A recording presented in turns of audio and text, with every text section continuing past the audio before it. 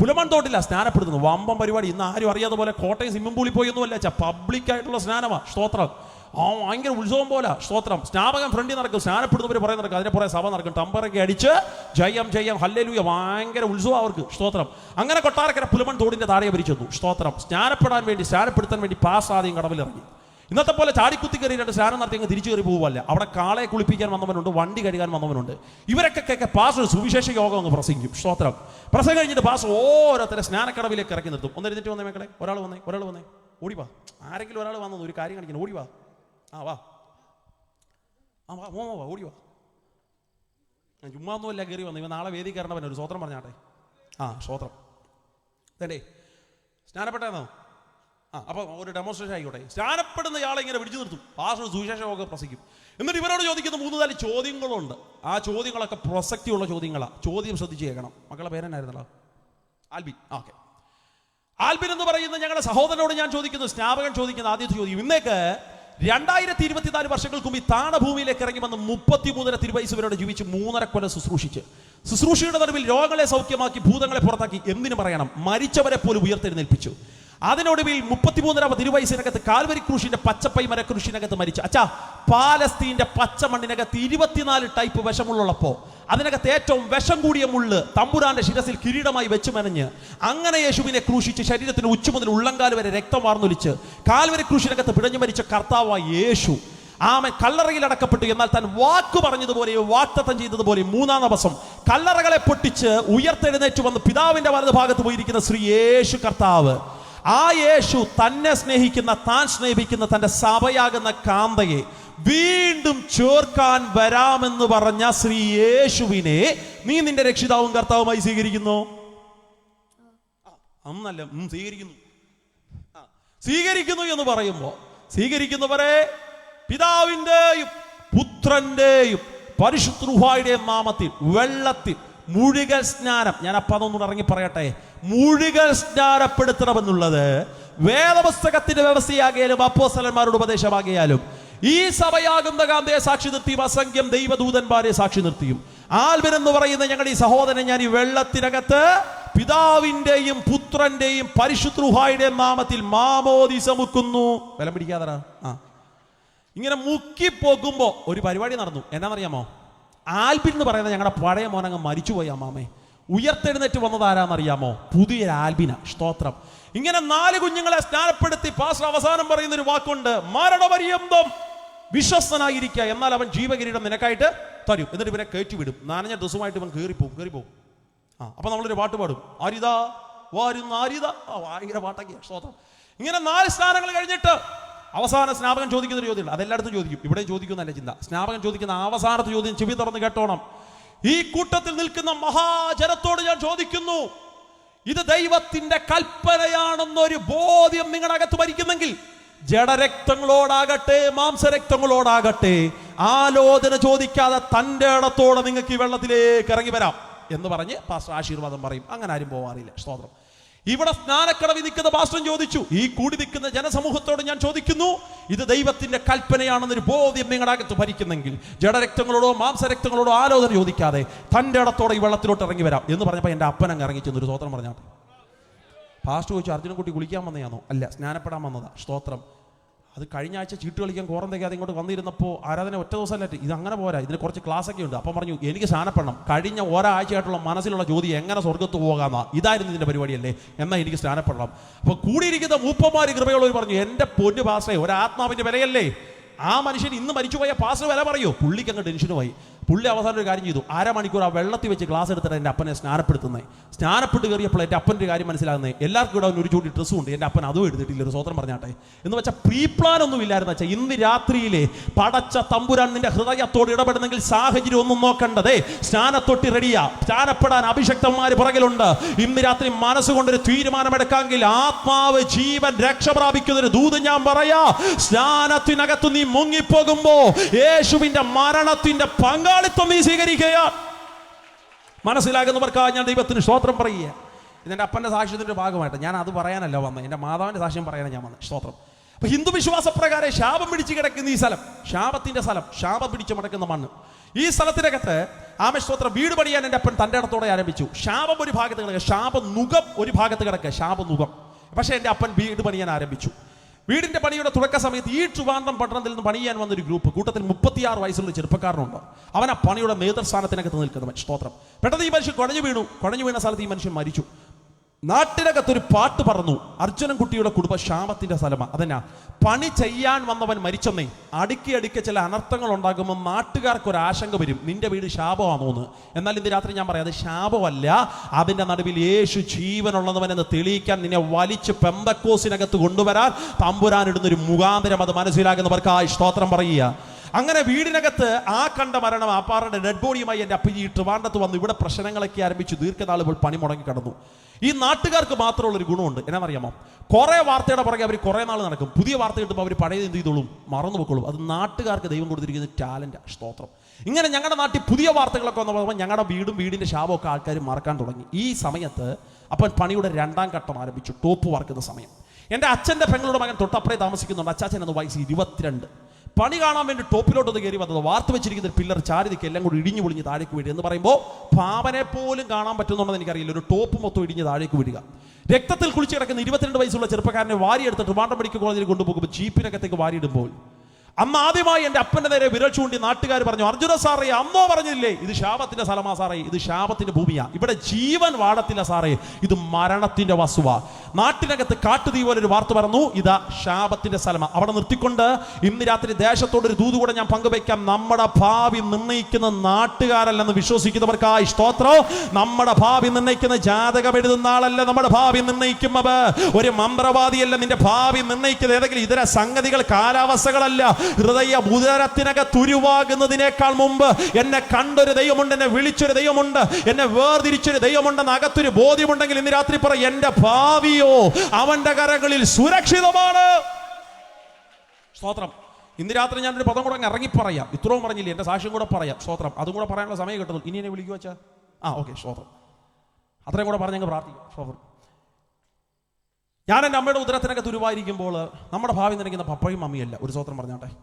അല്ല 9 മാസം ഉദരത്തിൽ കൊണ്ടു നടന്ന് വേദനയോടെ പേറി പ്രസവിക്കുന്ന ഒരു തലമുറ. ആ തലമുറയ്ക്ക് ഒരു മമ്മി ജന്മം കൊടുക്കുമ്പോൾ 167 അസ്ഥികൾ ഒരുമിച്ചൊടിയുമ്പോഴുള്ള വേദനയാണ് പ്രസവ സമയത്ത് എടുക്കുന്നത്. സ്തോത്രം. ഞങ്ങളുടെ മമ്മിമാരൊക്കെ ആശങ്കയോടെ തന്നെ നോക്കുന്നു. അത്രയും വേദന സഹിച്ചാണോ പാസ്റ്റർ ഞാൻ എൻ്റെ കൊച്ചിന്? മാമേ, 167 അസ്ഥികൾ ഒരുമിച്ചൊടിയുമ്പോഴുള്ള വേദനയാണ് പ്രസവ സമയത്ത് ഒരു മമ്മി എടുക്കുന്നത്. സ്തോത്രം. ഇങ്ങനെ വേദന എടുത്തൊരു മമ്മി ഒരു കുഞ്ഞിന് പേറി പ്രസവിക്കുമ്പോൾ നിങ്ങൾ ചോദിക്കുക, ഇത്രയും വേദന സഹിച്ച് എൻ്റെ കൊച്ചിന് ഞാൻ ജന്മം കൊടുത്തല്ലേ, എൻ്റെ കൊച്ചിൻ്റെ ഭാവി ഞാൻ നിർണ്ണയിച്ചോട്ടെ എന്ന് ചോദിച്ചാൽ പോലും സ്വർഗത്തിലെ ദൈവം പറയും, നിന്റെ കുഞ്ഞിൻ്റെ ഭാവി നീ പോലും നിർണ്ണയിക്കേണ്ട, ഞാനത് നിർണ്ണയിച്ചു വെച്ചിരിക്കുക. എൻ്റെ ഭാവി നിർണ്ണയിക്കേണ്ടതിന് അപ്പനും അമ്മയുമായിരുന്നെങ്കിൽ ഇന്ന് രാത്രിയിലെ യോഗത്തിൽ പ്രസംഗിക്കാൻ ഞാൻ ഉണ്ടാകിയല്ല. കാരണം എൻ്റെ അമ്മയുടെ ഉദരത്തിനകത്ത് ഞാൻ 2ാം മാസം കിടക്കുമ്പോൾ എൻ്റെ അമ്മ അറിഞ്ഞത് അകത്തൊരു ജീവൻ തുടിക്കുന്നുണ്ട്. സ്തോത്രം. പക്ഷേ എന്നെ ജനിപ്പിക്കാൻ എൻ്റെ അപ്പനും അമ്മയ്ക്ക് ഇഷ്ടമല്ല. അതെന്നറിയാമോ? ഞാനും കൂടെ ജനിച്ചാൽ എന്നെ കൂടെ വളർത്താൻ ഒരു സാഹചര്യം എൻ്റെ വീടിനകത്ത് തന്നില്ല. ദാരിദ്ര്യം കൊടികുത്തി വാടുന്ന കാലം. എനിക്ക് മുമ്പ് ഒരാളുണ്ട്, അതെൻ്റെ ചേച്ചിയാണ്. ഇനി ഞാനും കൂടെ ജനിച്ചാൽ എന്നൊക്കെ അമ്മയും സാമ്പത്തിക പ്രശ്നങ്ങൾ ഉണ്ടാക്കും. എന്നെ പഠിപ്പിക്കണ്ടേ, എനിക്ക് വല്ലതും മേടിച്ചു തരണ്ടേ, എന്നെ സ്കൂളിൽ വിടണ്ടേ, ചിലവുള്ള പരിപാടിയല്ലേ. അതുകൊണ്ട് എൻ്റെ അമ്മ തീരുമാനിച്ചു എന്നെ അബോർഷൻ ചെയ്ത് കളയാം. പക്ഷെ പ്രശ്നം എന്നാണെന്നറിയാമോ? അബോർഷൻ ചെയ്യണമെങ്കിൽ കൈ പൈസ വേണമെന്നേ. ആ സമയത്ത് എൻ്റെ അമ്മ ഒരു കുറുക്ക് ബുദ്ധി ചിന്തിച്ചു. ഇതാണൊക്കെ വലിയ കയ്യാലയുടെ മണ്ടയ്ക്ക് എൻ്റെ അമ്മ കയറി നിൽക്കും. 2ാം മാസം വലിയ കയ്യിലെന്നൊക്കെ പറഞ്ഞാൽ മനസ്സിലായോ? വലിയ തിട്ടയുടെ മണ്ടയ്ക്ക് കയറി നിൽക്കും. എന്നിട്ട് 3, 2, 1 എന്നൊക്കെ പറഞ്ഞ് അമ്മ താഴോട്ടങ്ങ് എടുത്ത് ചാടും. ഞാനങ്ങ് ചാകുന്നെങ്കിൽ ചാകട്ടെ, എന്നിട്ട് ഞാൻ ചത്തില്ല അമ്മ. ഒരു സ്വത്രം പറഞ്ഞാട്ടെ. സ്വത്രം. അവസാനം അമ്മയോട് ആരോ പറഞ്ഞു, കപ്പയ്ക്ക ജ്യൂസ് കലക്കി കുടിച്ചാൽ മതി, കൊച്ചു കലക്കി പൊക്കോളൂ. കിലോ കണക്കിന് കപ്പയ്ക്ക് മേടിച്ച് തച്ചിരുന്ന് എൻ്റെ അമ്മ ജ്യൂസ് അടിച്ച് കുടിക്കാൻ തുടങ്ങി. കുടിക്കുന്നതോറും ഞാൻ പുഷ്ടി പ്രാപിക്കുന്നതല്ലാതെ കലങ്ങി പോകുന്നില്ല. സ്തോത്രം. ഒരു ഗതിയും പരഗതിയില്ലെന്ന് കണ്ടപ്പോൾ കൊല്ലത്തൊരു ഹോസ്പിറ്റലിൽ ഡോക്ടറെ പോയി. ഞാൻ ഇന്ന് രാത്രി അവിടെ നിർത്തി ഒരു ദൂത് പറയാം. നിന്റെ സന്തതിയെ വാക്തത്വ സന്തതിയാണെങ്കിൽ അവനെ തൊടാൻ ഒരു ഫറവോനി ശക്തിക്കും ദൈവം വിട്ടുകൊടുക്കത്തില്ല. ഒരു ഹെരോദ മണ്ഡലത്തിനും ദൈവം വിട്ടുകൊടു. യേശുവിൽ ഒന്ന് കയറി വരാമോ? കർത്താവ് നിങ്ങളുടെ ഹൃദയത്തെ ഭരിക്കാമോ? ഇന്ന് രാത്രി ദേശമേ, നിന്റെ തലമുറയുടെ ഭാവി ദൈവകരങ്ങളിൽ സുരക്ഷിതമായിരിക്കും. ഇന്ന് രാത്രി അത് കടങ്കഥയൊന്നുമല്ല, എൻ്റെ അനുഭവത്തെ എന്ന് ഞാൻ പറയാം. ഒരുത്തൻ യേശുവിലായാൽ അവന്റെ തലമുറയുടെ ഭാവി ദൈവം നോക്കിക്കൊള്ളും. സ്തോത്രം. ആ സമയത്ത് എൻ്റെ അമ്മ എന്തെല്ലാം ശ്രമിച്ചിട്ടും അത് നടക്കുന്നില്ല, അബോർഷൻ ചെയ്യുന്നില്ല. അവസാനം കൊല്ലത്തൊരു ഹോസ്പിറ്റലിൽ ഡോക്ടറെ പോയി കണ്ടു. ആമ കിട്ടിയ പൈസയെല്ലാം കടം മേടിച്ചു. അവിടെ ചെന്ന് കണ്ടിട്ട്, സാറേ ഉദരത്തിനകത്തൊരു കൊച്ചുണ്ട്, ഞങ്ങൾക്ക് വേണ്ട, അബോർഷൻ വേണം. അന്ന് നിയമങ്ങളൊന്നും ഇത്ര കർക്കശമല്ല. ഡോക്ടർ പറഞ്ഞു, കാര്യം പറ, റീസൺ ഉണ്ടല്ലോ, റീസൺ പറ. അമ്മ പറഞ്ഞതേ, ഞങ്ങളിപ്പോൾ അതിന് പ്രിപ്പയർഡ് അല്ല. അത് മാത്രമല്ല, ഞങ്ങൾക്ക് സാമ്പത്തികമായിട്ട് അതിന് ബുദ്ധിമുട്ടുണ്ട്. ഇതും കൂടെ ജനിച്ചാൽ ഇതിനെ നോക്കാൻ ഇപ്പോൾ ഒരു പ്രാപ്തി ഞങ്ങൾക്കില്ല. അന്ന് നിയമങ്ങൾ ഇത്ര കർക്കശമല്ലാത്തതുകൊണ്ട് ഡോക്ടർ പറഞ്ഞു, നിങ്ങൾക്ക് വേണ്ടെങ്കിൽ പിന്നെ എനിക്കാണോ ആവശ്യം, തീർത്ത് കളയാന്ന് ഒരു ഇഞ്ചക്ഷൻ കൊടുത്തു. കുറെ ടാബ്ലറ്റ് കൊടുത്തു. ഹോസ്പിറ്റലിനകത്ത് റൂമും കൂടെ കൊടുത്തിട്ട് പറഞ്ഞു, ഇന്ന് വൈകിട്ട് ഹോസ്പിറ്റൽ റൂമിനകത്ത് കിടക്കും, നാളെ രാവിലെ ഞാൻ അബോഷനുള്ള കാര്യങ്ങൾ ക്രമീകരിക്കും. അന്ന് രാത്രി ആ ഡോക്ടർ അങ്ങ് തിരിച്ചു വീട്ടിൽ പോയി. ഇനി പിറ്റേന്ന് വന്ന ഡോക്ടർ പറഞ്ഞൊരു വാക്ക് എന്നാണെന്നറിയാമോ? എൻ്റെ അമ്മയോട് ആ ഡോക്ടർ പറയാണ്, ഇന്നലെ രാത്രിയിൽ ഞാൻ പോയി കിടന്നിട്ട് എനിക്ക് ഉറങ്ങാൻ പറ്റണില്ല, എനിക്ക് സ്വസ്ഥത കിട്ടുന്നില്ലെന്ന്. സ്തോത്രം. ഉദരത്തിൽ കിടക്കുന്ന എന്നെ കാണാത്ത ഡോക്ടർക്ക് സ്വസ്ഥത കൊടുക്കാത്തത് ആരാച്ചാ? അവനെ ഇന്ന് രാത്രി ഞങ്ങൾ പ്രസംഗിക്കുന്ന മനസ്സിലാകുന്നവർക്കായി സ്തോത്രം പറയുക. പിറ്റേന്ന് വന്നിട്ട് ദൈവത്തിന്റെ പ്രതിനിധിയായി നിന്നുകൊണ്ട് ഡോക്ടർ എൻ്റെ മാതാവിനെ കൗൺസിൽ ചെയ്യുക. കുഞ്ഞുങ്ങളെന്നൊക്കെ പറയുന്നത് ദൈവത്തിന്റെ ദാനങ്ങളല്ലയോ? സ്തോത്രം. ക്രിസ്ത്യാനിയായിരിക്കുന്ന ഡോക്ടർ പറയുക, കുഞ്ഞുങ്ങൾ ദൈവത്തിന്റെ ദാനങ്ങളാണ്, അതുകൊണ്ട് കൊച്ചിനെ നശിപ്പിക്കണം. അമ്മ പറഞ്ഞു, സാറിന് ഇതൊക്കെ പറയാം, കൊച്ചു ജനിച്ചാൽ സാമ്പത്തിക പ്രശ്നം, എന്നാ പഠിപ്പിക്കാനുള്ള ബുദ്ധി, ഇവന് ബാഗൊക്കെ മേടിക്കണ്ടേ, ഇവന് പുസ്തകമൊക്കെ മേടിക്കണ്ടേ. അപ്പൊ ഡോക്ടർ ഒരു കുറുക്ക് വഴി പറഞ്ഞു കൊടുത്തു. അതൊരു വിഷയമുള്ള കാര്യമല്ല. അമ്മ പറഞ്ഞു, സാറ് തരുമോ പൈസ? ഞാൻ തരികയില്ല. പിന്നെ എങ്ങനെ? സ്തോത്രം. ഇതിന് മുമ്പിട്ട് ഒരാളുണ്ടല്ലോ. അപ്പൊ എന്നാ പറഞ്ഞു, ഇതിന് മുമ്പിട്ട് ഒരാളുണ്ട്, ഇതിന്റെ സഹോദരിയാ, ചേച്ചിയാ. എന്നാ പിന്നെ പ്രശ്നമില്ല. അതെന്നാ, എന്തായാലും അവൾക്ക് പുസ്തകം മേടിക്കണം.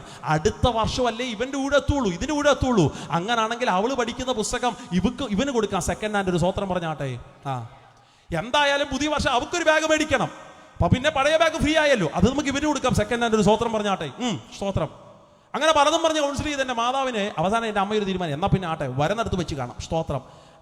അബോഷം വേണ്ട എന്നൊരു ചിന്തയിൽ, എന്തായാലും ദാരിദ്ര്യം, ഇന്നൊരു കൊച്ചും കൂടെ വരുന്നിടത്ത് വെച്ച് കാണാം എന്നൊരു ചിന്തയിൽ, അബോഷം വേണ്ട എന്നൊരു ചിന്തയിൽ റൂം വിട്ട് വെക്കേറ്റ് ചെയ്ത് പുറത്തോട്ടിറങ്ങാൻ നേരം ഡോക്ടർ കൈയടിച്ച് വിളിച്ചിട്ട് പറഞ്ഞു, ഒരു കൊച്ചു പ്രശ്നമുണ്ട്. എന്നാ? ഇന്നലെ രാത്രി ഒരു ഇഞ്ചക്ഷൻ തന്നില്ലായിരുന്നു? കുറെ ടാബ്ലറ്റ് ഒക്കെ വാരി കഴിച്ചതല്ലേ? അതിന്റെ സൈഡ് എഫക്റ്റ് കൊച്ചിനുണ്ടാകും. അമ്മ ചോദിച്ചു, അതെങ്ങനെയാ?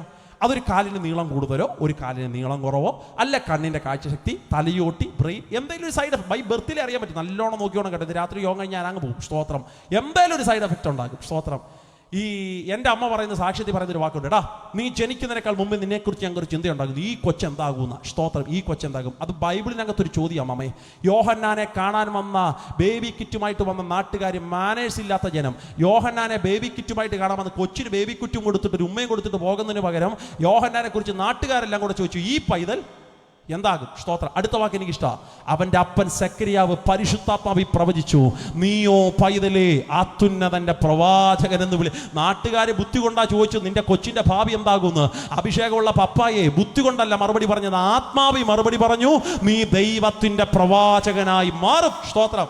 അങ്ങനെ ഞാൻ എന്താകുന്നൊരു ചിന്തയില്ല. എൻ്റെ അപ്പനും അമ്മയും ഹോസ്പിറ്റൽ റൂമിനകത്ത്, ലേബർ റൂമിനകത്ത് കയറുന്നു. സ്തോത്രം. എൻ്റെ അമ്മ ഇപ്പോഴും സാക്ഷ്യം പറയുമ്പോൾ പറയുന്നൊരു വാക്കുണ്ട്, സ്തോത്രം. ആ ലേബർ റൂമിൽ കിടക്കുന്ന എല്ലാ അമ്മമാരും അവരുടെ കുഞ്ഞുങ്ങൾക്ക് ജന്മം കൊടുക്കുമ്പോൾ അവർ അപ്പൻ അവരെ കാണാമെന്ന് വലിയ ലഡുവും ജിലേബിയൊക്കെ മേടിച്ചുകൊണ്ടാണ്. പക്ഷെ നീ ജനിച്ചപ്പോഴോ നിന്റെ അപ്പൻ നിന്നെ കാണാമെന്ന് നീളുള്ളൊരു ടേപ്പ് മേടിച്ചുകൊണ്ടാണ്. കാലൊക്കെ ആൾ നോക്കാൻ കൃത്യമാണോ? സ്തോത്രം. കൊച്ചു കാല് പിടിച്ച് വലിച്ചു. ഈ മനുഷ്യൻ അളവ് നോക്കിയപ്പോൾ നേഴ്സ് നോക്കി, ഈ മനുഷ്യൻ ഈ കൊച്ചിൻ്റെ കാല് പിടിച്ച് എന്നാ ചെയ്യുന്നത്? അപ്പം പറഞ്ഞു, മിണ്ടരുത്, ചുബ്രഹോ, കാലിൻ്റെ നീളമൊക്കെ കറക്റ്റാണോ നോക്കട്ടെ. എൻ്റെ തമ്പുരാനിച്ച് നീളം കൂടുതലുണ്ടെങ്കിലേ ഉള്ളൊരു സ്വത്രം പറഞ്ഞാട്ടെ.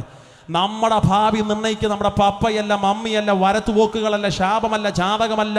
അകത്ത് വിശ്വാസമുള്ളവർ പറയും, എൻ്റെ തലയ്ക്ക് മുകളിൽ ജീവനുള്ളൊരു ദൈവമുണ്ട്, അവനത്രേ എൻ്റെ ഭാവി നിർണ്ണയിക്കുന്നത്. മനസ്സിലാകുന്നവർക്കായി സ്തോത്രം. ജീവിതത്തിന്റെ സകല പ്രതീക്ഷകളും അസ്തമിച്ചു. ഇടയ്ക്കിടയ്ക്ക് കണ്ടുവരുന്ന ശാപങ്ങളും അനർത്ഥങ്ങളും. ഒരു പ്രത്യേക രാത്രിയിൽ, ഡിസംബറിനോട് ചേർന്നിരിക്കുന്ന ഒരു മാസം, ശാപം പിടിച്ച വീടിന്റെ അങ്കണത്തിലേക്ക് പാതിപടിയിൽ അവസാനിച്ച് നിൽക്കുന്ന വീടിന്റെ ഫ്രണ്ടിലേക്ക് അടുക്കയിടയ്ക്ക് ഉണ്ടാകുന്ന അനർത്ഥങ്ങൾ നിമിത്തവും മരണം നിമിത്തവും മനസ്സും അടുത്തുപോയി എൻ്റെ മാതാവ് കസേര ഫ്രണ്ടിലോട്ട് വലിച്ചിട്ട്, സ്തോത്രം, അന്ന് രാത്രിയിൽ മരിക്കാൻ വേണ്ടി മനസ്സുകൊണ്ട് ആഗ്രഹിച്ചിരിക്കുന്ന രാത്രി, ഒരു വിശക്കുപ്പി അല്ലെ ഒരു പിടി തൊണ്ടുകയറ്, ജീവിതം അവസാനിപ്പിക്കാച്ചാ. എന്തിനെങ്ങനെ ജീവിക്കുന്നേ? ആമൻ. ബന്ധുക്കൾക്കില്ലാത്ത പ്രശ്നം, രക്തബന്ധങ്ങൾക്കില്ലാത്ത പ്രശ്നം. അന്ന് ചിന്തിച്ചെൻ്റെ മാതാവ് അന്ന് രാത്രി മരണത്തെ കുതിയോടെ നോക്കിക്കൊണ്ടിരിക്കുമ്പോൾ ഒരു സംഭവം നടന്നു. 2 വീടപ്പുറം മാറി ഒരു പെന്തക്കോസുകാരൻ ഉപദേശി അന്ന് രാത്രി ഒരു ആത്മീയ യോഗം നടത്തിയ രാത്രിയാണ്. സ്തോത്രം. ഞങ്ങളുടെ ദേശത്തിനകത്ത് ഒരു ഉപദേശി ഉണ്ടച്ചാ. എല്ലാ മാസവും ഞങ്ങളുടെ ദേശത്തിനകത്ത് വരും. സഞ്ചിക്കകത്ത് കുത്തി നിറച്ച ട്രാക്റ്റുകൾ ദേശത്ത് കൊണ്ട് വിതരണം ചെയ്യും. ഒരു സാധാരണക്കാരൻ ദൈവദാസൻ, സഞ്ചാരി ഉപദേശി എന്നൊക്കെ ഞങ്ങളുടെ ഇവിടെയും അങ്ങനെയുള്ള അഭിഷക്തന്മാരൊക്കെ ഉണ്ടെന്നാണ് എൻ്റെ ചിന്ത. സ്തോത്രം. സഞ്ചിക്കകത്ത് നിറച്ച ട്രാക്റ്റുകളൊക്കെ കൊണ്ടുവന്ന് വിതരണം ചെയ്യുന്ന, പരസ്യങ്ങളൊക്കെ പ്രസംഗിക്കുന്ന, അവർക്ക് വേദികളിലൊന്നും അവസരം വലുതായിട്ട് കിട്ടണമെന്ന് നിർബന്ധമില്ല. പക്ഷേ അവർ സുവിശേഷത്തിന് വേണ്ടി ചോകാൻ വേണ്ടി നിൽക്കുന്നവരാ. സ്തോത്രം. അങ്ങനെയുള്ളൊരു ദൈവദാസൻ ഞങ്ങളുടെ ദേശത്തിനകത്ത് മാസത്തിലൊന്ന് വരും. കാലിനിച്ചിരി സ്വാധീനത്തിന്റെ കുറവുണ്ട്. ആ പുള്ളിങ്ങനെ മുടന്തിയാ വരുന്നത്. നാട്ടിൽ ഞങ്ങളുടെ ചോരത്തിളപ്പുള്ള ചില ചെറുപ്പക്കാരുണ്ട്, പാർട്ടിയിലൊക്കെ പ്രവർത്തിക്കുന്നവര്. അവർ ഉപദേശി കാണുമ്പോഴേ പറയും, മുടന്തിരുപദേശി വരുന്നു. സുവിശേഷത്തെക്കുറിച്ച് കളിയാക്കലേറിയ, പക്ഷെ എല്ലാ മാസവും ഞങ്ങളുടെ ദേശത്ത് വന്ന് പ്രാർത്ഥിക്കുന്ന ഒരു ഉപദേശിയെ, എല്ലാ വീടുകളും കയറി ഇറങ്ങി സുവിശേഷം പറയുന്ന ഒരു ഉപദേശിയെ. എൻ്റെ മാതാവ് മരിക്കാനിരിക്കുന്ന രാത്രിയുടെ പകൽ ആ മനുഷ്യൻ ഞങ്ങളുടെ ദേശത്തിനകത്തുണ്ടായിരുന്ന പകൽ തുടങ്ങിയ തന്റെ സുവിശേഷ പ്രവർത്തനം വചനമേ വൈകിട്ട് താൻ പരിസമാപ്തിയിലേക്ക് എത്തിക്കുമ്പോൾ സ്വർഗം തുറന്നിട്ട് ഉപദേശിയോട് പറഞ്ഞു, എൻ്റെ ഭക്തരെ, ഇന്ന് രാത്രി ഈ ദേശം നീ വിട്ടുപോകരുത്. ഈ ദേശത്തിന്റെ നടുവിൽ ഇന്ന് രാത്രി നീ ഒരു പ്രാർത്ഥന സംഘടിപ്പിക്കണോ? ആ മനുഷ്യൻ ദൈവത്തോട് ചോദിച്ചു, അപ്പൊ നീ എന്നാ പറയുന്നേ, പ്രാർത്ഥന സംഘടിപ്പിക്കാമോ? ഞാനോ? എങ്ങനെ അപ്പൊ ഞാൻ പ്രാർത്ഥന? എന്നെ ഈ നാട്ടിൽ ആർക്കും ഇഷ്ടമല്ല. ദൈവം ആ മനുഷ്യനെ നിയോഗിച്ചു പറഞ്ഞില്ല, നീ ഇന്ന് രാത്രി ഒരു യോഗം സംഘടിപ്പിക്ക്. ഈ മനുഷ്യൻ ദൈവത്തോട് ചോദിച്ചു, എന്തിനാ? ദൈവം പറഞ്ഞു, ഇന്ന് രാത്രി ദേശത്തിന്റെ നടുവിൽ നീ ഒരു പ്രാർത്ഥന കൂട്ടം സംഘടിപ്പിക്കാമെങ്കിൽ മരണത്തിന്റെ കുരുക്കുകളെ ഇന്ന് രാത്രി ഞാൻ അഴിച്ചു കാണിക്കാം. സ്തോത്രം. അച്ഛാ, ദൈവം പറഞ്ഞതിന്റെ ഒറ്റ പേരില് ഓടരാവട്ടം മർത്തോമ പള്ളിയിൽ പോകുന്ന കുഞ്ഞുമോൾ എന്ന് പറയുന്ന സഹോദരിയുടെ വീടിനകത്ത് കയറി മനുഷ്യൻ ചോദിച്ചു, ഇച്ചിരി നേരത്തേക്ക് വീടൊന്ന് വിട്ടുതരാമോ, ഒരു യോഗം നടത്താൻ? ആ സഹോദരി പറഞ്ഞു, പാസ്റ്ററേ, വീടിന്റെ മിറ്റമെടുത്തോ? ചരല് കൊണ്ട് നിറയപ്പെട്ടൊരു മിറ്റം അമ്മാമേ. ഈ ഗ്രൗണ്ട് വൃത്തിയായിരിക്കണം പോലെ അത്ര വൃത്തിയൊന്നുമല്ല, ചരല് കൊണ്ട് നിറയപ്പെട്ട മിറ്റോ. കുറെ പുൽപ്പാവാരിക്കൊണ്ടിട്ടോ മനുഷ്യന്. അന്ന് രാത്രി സ്തോത്രം പറഞ്ഞ ആ മീറ്റിംഗ് ആരംഭിച്ചു.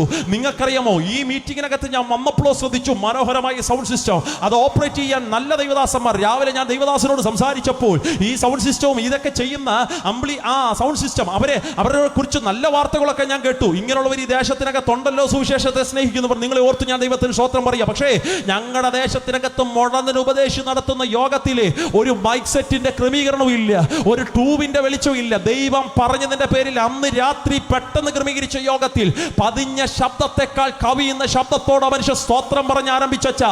അതുവരെ ഞങ്ങളുടെ നാട്ടിലില്ലാത്തൊരു ഉണർവ് അന്ന് രാത്രി ഞങ്ങളുടെ ദേശത്തിനകത്ത് ദൈവം അയച്ചു.